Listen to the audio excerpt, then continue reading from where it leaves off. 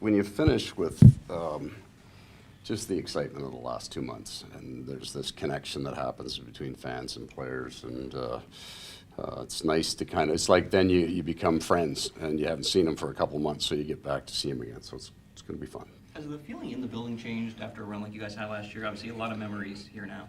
I thought it built during the year, right? There was a pretty significant change in style of game, and you want to play a game that your fans can love, and certainly we can love a wide open offensive game, but I think the fans here resonated with how hard this team played, and you can enjoy those because they're usually heavy games. There's usually lots of emotion in them because they're physical. And then we have to rebuild it because we got a different group, right? We have new players in here, so we kind of have to reinvest with that and constantly give our fans a reason to kind of cheer and come out and watch us play. If the fans are friends you haven't seen in a while, what are the Leafs tonight? You know what? Opponents, I think rivalries are built in the playoffs. They're not divisional or conference, but if you get into there's no way to play a series with Toronto and not have it be an event, right? There's just so much coverage and so much scrutiny put on everything. So there'll be an extra energy in this for us with Toronto, Boston, and Carolina. It'll be a different year in these series for sure. And that picture of Gudis after game, I mean that's going to live on for quite a while. Yeah. Right? Probably with different emotions. We just thought it was kind of funny. He's just such an emotional guy, and it was his barbaric yelp. People in Toronto probably didn't appreciate it the same way that we did, so we'll see it again, I'm sure. Right, it's a poster here, and it's kind of it's different. Well, one has dart marks in it. Yeah. You guys were able to do it in the playoffs. I know a little bit of a different group, but how do you contain Austin Matthews in a similar fashion that you did? I don't think we ever really talk about being able to because the numbers suggest that nobody can over a period of time. He's going to get his. He's going to drive that play, and then we have players on our team that need to get theirs. So you match it as much as you can. You do your best to shut it down, but it can't be your sole focus because we have players here that we need to get on the offense and do the same thing. I mean, you guys added 2 new players to the power play, and you talked a little bit on when you're on the road and how big of an adjustment is that. I mean, what have you seen so far, and what kind of adjustments need to be made? Yeah, not a whole lot. We've had 2 that we didn't like because we thought we were slow, and then other than that, we're good with it. I'm careful about measuring things in a 3-game block. Clearly, there are certain parts of the game that you can watch and say, "Oh, we got to get better there. We're not where we need to be."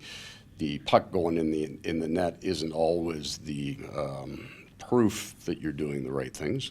We hit a very strong goaltender in Game 1. We scored an important goal in Game 3, and it's not a big enough sample size then to judge it for anything more than that. I mean, everything on that power play seems to start with Oliver Ekman-Larsson. He's a guy that throws a lot of pucks on that. Is that something more you want to see too? Well, it's his great skill is his ability to get that to the net, and that's from experience with me. We would show video after video of him when he was in Arizona and we were in the West about we've got to get in that shot lane. We've got to block this shot because it's not always heavy.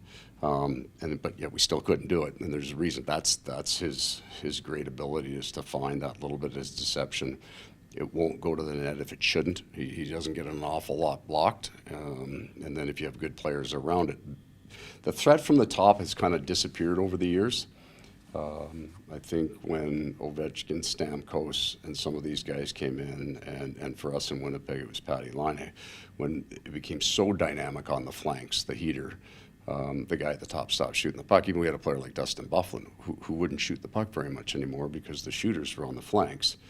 Being able to put a player in there that's a threat up top, it can be really valuable now. We have good shooters on the flanks for sure, because it's another element that you have to protect against. Well, you mentioned that series against Toronto is an event with everything that comes with it. Yeah. What do you remember the most about that series and how you guys got through it?